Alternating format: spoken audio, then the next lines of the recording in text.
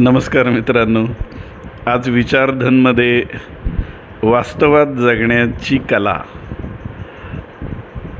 या विषयावर बोलूया. वास्तवात जगणं म्हणजे काय? तर बराचसा आपल्या जीवनातला म्हणजे दैनंदिन जीवनातला कालावधी हा काही स्वप्नरंजनात असतो. माझं असं होईल, माझं तसं होईल, आमचं असं होईल, मी हे करेल ते करेल, म्हणजे ज्या नसलेल्या गोष्टी असतात त्याबद्दलच्या काही संकल्पना आपण मनामध्ये रेखाटत असतो. आणि बराचसा काळ हा भूतकाळामध्ये सुद्धा आपण व्यतीत करत असतो. तेव्हा असं झालं होतं, म्हणजे त्या आठवणी ज्या काय असतात तुमच्या आयुष्यात, त्या आठवणींची उजळणी होत असते. मग असं व्हायला पाहिजे होतं, तसं व्हायला पाहिजे होतं, मनात येत राहतं. आणि मग प्लस मायनस सगळ्या गोष्टींचा विचार होत असतो. मग आपली विचारांची जी प्रक्रिया असते त्याचाच विषय हा वास्तवात जगणं म्हणजे. तर विचार कधी थांबतात? बघा मित्रांनो, विचार कधी थांबतात? थॉटलेस माइंड कधी होतं? तर थॉटलेस माइंड हे मेडिटेशननी करता येतं. हा एक करण्याचा भाग आहे. परंतु ज्यावेळेस आपल्याला गाढ झोप असते ना, एकदम नसण्यात असलेली गाढ झोप, स्वप्न नाही काय नाही, तर त्यावेळेस नक्कीच आपण खऱ्या वास्तवामध्ये असतो, ज्या ईश्वराशी आपला एकरूपता झालेली असते, त्या नसण्याच्या अवस्थेतला ईश्वर. तर ती गाढ झोप असते. त्यावेळेस वेळ नाही, मी पण नसतो त्या अवस्थेमध्ये.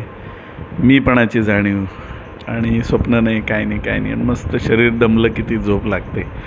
अशी नेहमी नाही लागत प्रत्येकाला, आणि ती पण एक कला आहे. सगळ्यांना नाही ते माहिती, सिक्रेट ऑफ द स्लीप. नाही माहिती म्हणजे ज्याचं त्यांनी शोधायचं आहे. पण असा विचार आपण केला पाहिजे झोपताना की आज स्वप्न नाही पडली पाहिजे. तर असे प्रयत्न आपण नाही करत ना. झोपेवरती कोणीच प्रयोग नाही करत. झोप येण्याचे प्रयत्न आपण करतो, परंतु झोपताना आपली मानसिकता कशी हवी, विचार कसे हवेत, मग सकाळी उठल्यानंतर मला काही स्वप्न पडली का, तर ही प्रयोगशीलता आहे. तर अशी प्रयोगशीलता वास्तवात जगण्यासाठी नक्कीच उपयोगी पडते. तर मग हा प्रश्न स्वतःला नेहमीच विचारला पाहिजे की आम्ही वास्तवात जगतो का? वास्तवात जगतो म्हणजे वास्तवाचा विचार करतो का? तर वास्तवाचा विचार करताना काही संकल्पना आहेत ज्या नसलेल्या असतात. त्याच्यामध्ये अन्न अडकणं फारच छान असतं. आणि म्हणजे याचा अर्थ स्वप्न नाही पाहिजे असं नाही. मग तुम्हाला काही अवास्तव काही वाटत असेल विचार, ते लिहून काढा, पण त्याच्यामध्ये वेळ फारसा घालवू नका. कारण माणसाचा स्वभावच असा आहे, तो भूतकाळात आणि भविष्यकाळात जास्त राहतो आणि वर्तमान काळात फारच कमी असतो. आणि त्यामुळे मग अनेक प्रश्न आपल्याला निर्माण होऊ शकतात. म्हणजे काय की त्रास होतो काही गोष्टींचा. मग जास्त भूतकाळाची आठवण म्हणजे चुकीच्या गोष्टींची आठवणी झाली की तुम्हाला त्रास होतो, किंवा नसलेल्या भविष्यकाळाविषयी चिंता करणं, विचार करणं ते पण नाही पाहिजे. म्हणून असं म्हणतात की जी माणसं वर्तमानात जगतात, वास्तवामध्ये जगतात, ती माणसं जे म्हणतात ना व्हेरी प्रॅक्टिकल.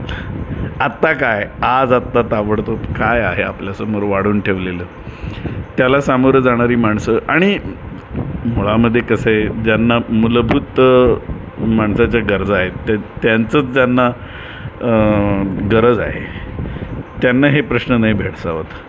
पण ज्यांच्या मूलभूत गरजा या पुरून उरलेल्या आहेत, अन्न वस्त्र निवारा, आणि ज्यांना आपली मानसिकता सांभाळायची आहे, म्हणजे सांभाळावी लागते, अशा वेळेस सगळ्या गोष्टी आहेत आणि तरी काहीच नाही वाटणं, म्हणजे हे जे वाटण्याचा प्रकार आहे हा विचाराचाच प्रकार आहे, भावनांचा प्रकार आहे.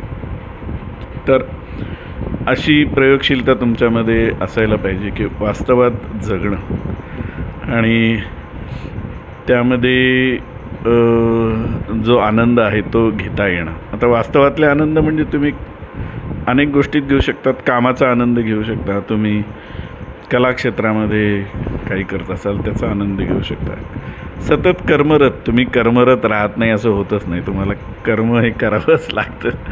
पण मग सत्कर्मामध्ये वेळ घालवला तर एक वेगळी मजा असते. मग ते सत्कर्म कशातलंही असो, कामातलं, घरकाम, बाहेरचं काम, तुम्ही नोकरी करत असाल, व्यवसाय करत असाल तर, किंवा आता तुम्हाला कल्पनेचा वापर लेखक कवी म्हणून करावा लागत असेल तर जरूर करा.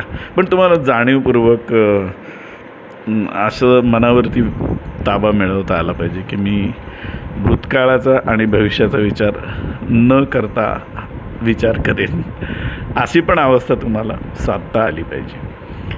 तर असा एक विचार मांडलेला आहे. बघा कसं काय जमतं आहे ते. अवघड असतं पण अशक्य नसतं. थँक्यू.